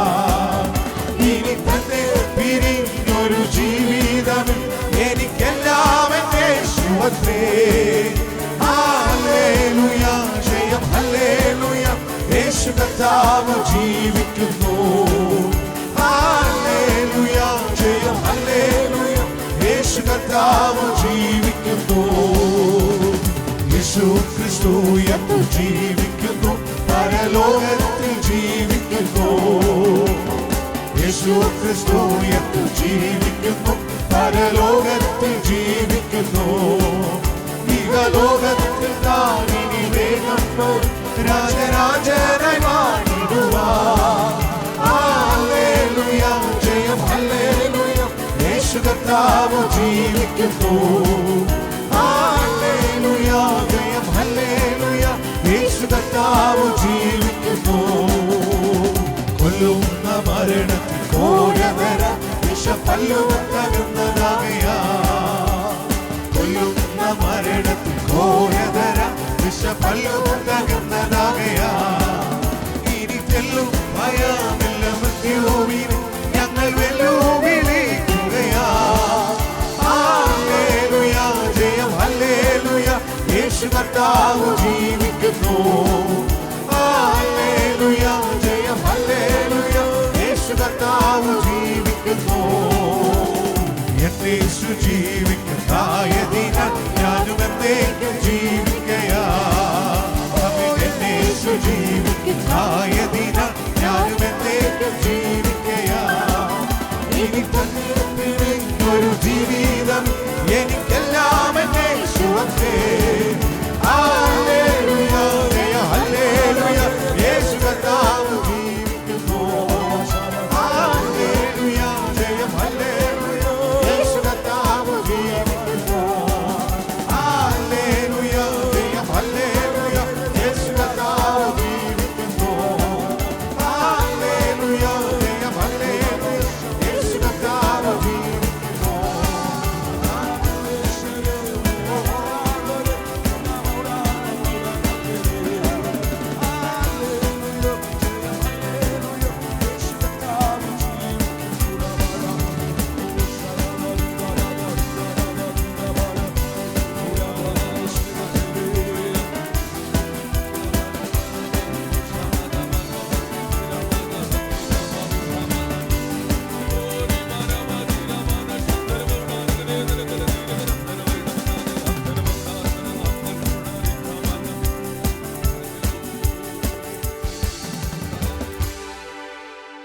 ഇന്ന് രാത്രി കേൾക്കപ്പെട്ട ദൈവിക ആലോചനയ്ക്കുമ്പാകെ നമ്മെ സമർപ്പിക്കാം.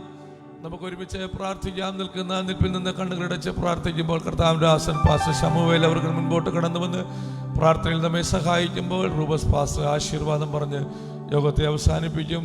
പ്രാർത്ഥനയ്ക്കായി നിൽക്കുന്നവർ കണ്ണുകളടയ്ക്കാം. ദൈവം നമ്മെ സഹായിക്കും. പ്രാർത്ഥിക്കാം. പരിശുദ്ധനായ ദൈവമേ, സ്വർഗീയ കർത്താവേ, നല്ല രാത്രികാലം സ്തോത്രം ചെയ്യുന്നു. സഭയായിട്ട് ഒരുക്കിയതായ കൺവെൻഷൻ്റെ രണ്ടാമത്തെ രാത്രികാലം ഈ ശുശ്രൂഷയുടെ ആരംഭത്തിൽ ഇത്തിരി സമയം കർത്താവിൻ്റെ സാന്നിധ്യം കൊണ്ട് നടത്തി പരിപാലിക്കാനായിട്ട് സ്തോത്രം ചെയ്യുന്നു.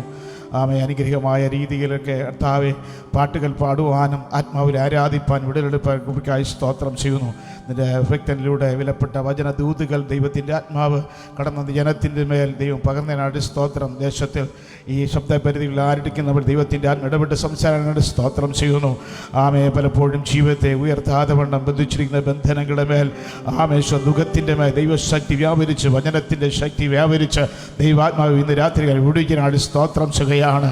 അതുകൊണ്ട് സഭയുടെ മേൽ ദൈവകൃപ ഇന്ന് വേൽക്കാലം പകർന്നതിനായിട്ട് സ്തോത്രം. ഈ കേട്ട വചനങ്ങളെ ഗ്രഹിച്ച് മനസ്സിലാക്കി വചനം പറയും സത്യം അറിയുകയും സത്യം നിങ്ങളെ സ്വതന്ത്രമാക്കുമെന്ന്. കർത്താവിൽ അഴിയാത്ത ഒരു ബന്ധനവുമില്ല. സ്തോത്രം. ദുഃഖങ്ങളില്ല എന്ന് മനസ്സിലാക്കിക്കൊണ്ട് ഈ വചനത്തിൽ ആശ്രയിച്ച് ജീവിച്ചുകൊണ്ട് വലിയ രക്ഷയുടെ സന്തോഷം അനുഭവിപ്പാൻ ഇടയ്ക്കിനാട് സ്തോത്രം ചെയ്യുന്നു. മറ്റൊരുത്തൻ രക്ഷയില്ല. നാം രക്ഷിക്കപ്പെടുവാൻ ആകാശത്തെ കീഴിൽ മനുഷ്യരുടെ നൽകപ്പെട്ടിരിക്കുന്ന വേറൊരു നാമമില്ല എന്ന് ഇന്ന് കേട്ട പ്രിയപ്പെട്ടവർ മനസ്സിലാക്കി ദൈവത്തിൽ പൂർണ്ണമായിട്ട് വിശ്വസിച്ചുകൊണ്ട് രക്ഷിക്കപ്പെടാത്ത വ്യക്തി രക്ഷിക്കപ്പെട്ട് അനേകരുടെ പേരുകൾ ഇന്ന് രാത്രികാലം ജീവപുസ്തകം എഴുതുന്നതിന് വേണ്ടി ദൈവാത്മാവ് ഒരുക്കുന്നതിനാണ് ഞാൻ സ്തോത്രം ചെയ്യുന്നു. മരണത്തിൻ്റെ അധികാരിയായ പിശാചിന് കർത്താവിൻ്റെ മരണത്തെ നീക്കി ജീവപര്യന്ത മരണഭീതിയിലായിരുന്ന വിടിവെച്ച ദൈവത്തിൻ്റെ വചനത്തിൻ്റെ ശക്തികളെ ദൈവത്തിൻ്റെ പതിനാല് സ്തോത്രം ചെയ്യുന്നു. വളർന്ന ജലത്തെ അനുഗ്രഹിക്കണം, ബലപ്പെടാൻ പ്രാർത്ഥിക്കുന്നു. കർത്താവ് ഇന്ന് രാത്രികാലം സൂക്ഷിപ്പാൻ എൻ്റെ ഭക്തനെ സഹായിക്കാനാണ് സ്തോത്രം. പിന്നെ ഈ ദൈവത്തിൻ്റെ ആത്മാവ് പുതിയ അഭിഷേകത്തോടെ കർത്താവ് അനേക ലക്ഷക്കണക്കിന് ജനത്തിൻ്റെ വിടുതൽ സൂക്ഷിക്ക് വേണ്ടി ദൈവാത്മാവ് പകുതിനാട് സ്തോത്രം ചെയ്യുകയാണ്. കടന്ന എല്ലാ ദൈവദാസനും അനുഗ്രഹിക്കാൻ പ്രാർത്ഥിക്കും. പ്രത്യേകിച്ച് ഈ സഭയിൽ സൂക്ഷിക്കുന്ന നിന്റെ ഭക്തനായി സ്തോത്രം ചെയ്ത് കുടുംബമായി അനുഗ്രഹിച്ച് മാനിക്കുന്നതാണ് സ്തോത്രം. പുതിയ സഭാവർഷം ആരംഭിക്കുമ്പോൾ പുത്തൻ കൃപ അഭിഷേകത്തോടുകൂടെ കർത്താവിൻ്റെ വേലയ്ക്ക് വേണ്ടി ദാസന് ഒരുക്കാനാണ് സ്തോത്രം. സഭാവിശ്വാസികളെ അനുകരിക്കാനാണ് സ്തോത്രം ചെയ്യുന്നു. ഈ ശുശ്രൂഷകൾ കർത്താവ് സഭയ്ക്ക് അഭിവൃദ്ധി ഇടയാക്കാനായിട്ട് സ്തോത്രം ചെയ്യുന്നു. ഈ ശുശ്രൂഷകൾ ദൈവത്തിൻ്റെ ആത്മാവ് ദേശത്ത് വലിയ ഉണവരയ്ക്കാനാണ് സ്തോത്രം ചെയ്യുകയാണ്. എല്ലാ ഉടലെ മഹത്വം യേശുവിനെ അർപ്പിക്കുന്നു. കടന്നു പോകുന്ന യാത്ര മകനെല്ലാം സൂക്ഷിക്കണമേ. തുടർന്നുള്ള ശുശ്രൂഷ ദൈവം അനുഗ്രഹിച്ച് മാനിക്കണം. എല്ലാം മഹത്വം പുകഴ്ച യേശുവിനെ അർപ്പിക്കുന്നു. യേശുവിൻ്റെ പരിശുദ്ധ നാമത്തിൽ തന്നെ ആമേൻ. നമ്മുടെ കർത്താവായ യേശു ക്രിസ്തുവിൻ്റെ കൃപയും പിതാവായ ദൈവത്തിൻ്റെ സ്നേഹവും പരിശുദ്ധാത്മാവിൻ്റെ കൂട്ടായ്മയും അനുഗ്രഹങ്ങളും നാം എല്ലാവരോടും ഇന്ന് രാത്രിയിലെ മടക്കി യാത്രയോടും ഇപ്പോഴും എപ്പോഴും ക്രിസ്തുവിൻ്റെ വരവോളം ഉണ്ടായിരിക്കുമാറാകട്ടെ.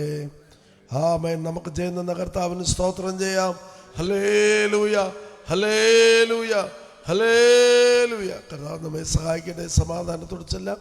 നാളെ രാവിലെ 10 മണിക്കും വൈകുന്നേരം 6 മണിക്കും കൂട്ടായ്മകളുണ്ട്. കടന്നു വരിക. കർത്താവ് നമ്മെ സഹായിക്കട്ടെ. ആമേൻ.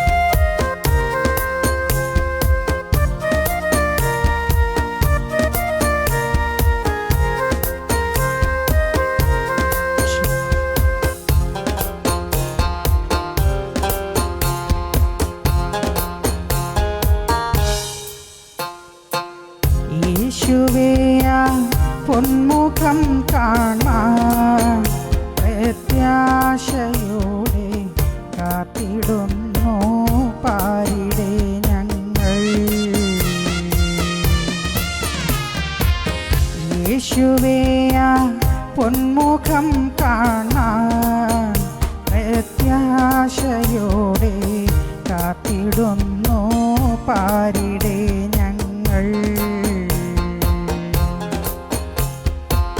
കോടാകോടി ദൂതരുമായി മേഘവാനിൽ എന്നു വരും ആശയോടെ കാത്തിടുന്നു വേഗം വരണേ പൊന്നുനാഥ.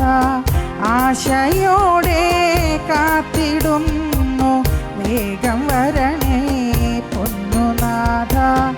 യേശുവേ ആ പൊന്മുഖം കാണാൻ പ്രത്യാശയോടെ കാത്തിടുന്നു പാരിടെ ഞങ്ങൾ.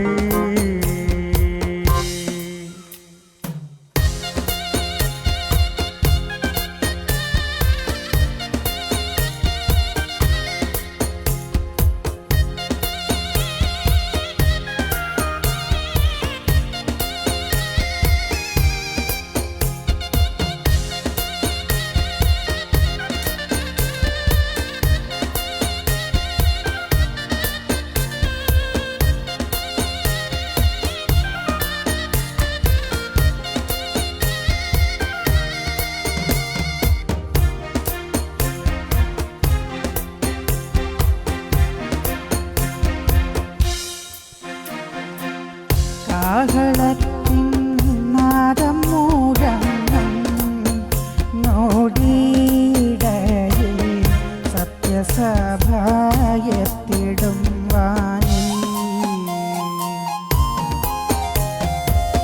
മണവറ പൂകിടും നമ്മൾ പ്രിയനോടു കൂടെ ചൊല്ലിടും എൻ സങ്കടമെല്ലാം.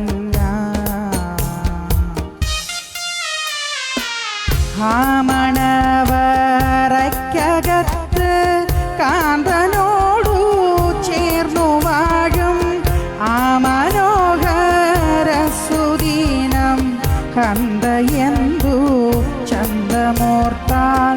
ആ മനോഹര സുദീനം കന്തയെന്തു ചന്തമോർത്താൽ. യേശുവേ ആ പൊന്മുഖം കാണാൻ പ്രത്യാശയോടെ കാത്തിടുന്നു പാരിടെ ഞങ്ങൾ. യേശുവേ ആ പൊന്മുഖം കാണാൻ പ്രത്യാശയോടെ കാത്തിടുന്നു പാരിടെ ഞങ്ങൾ.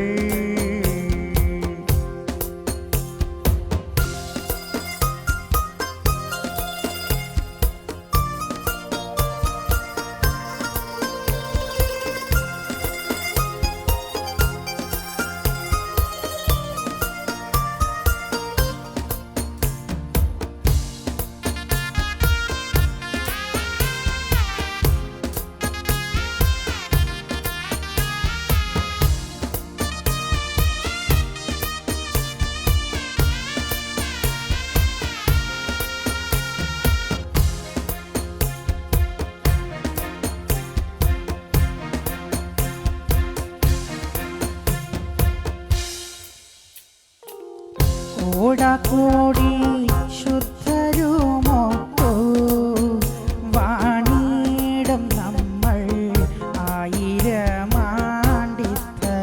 തന്നിൽ. കഷ്ടമില്ല ദുഃഖവുമില്ല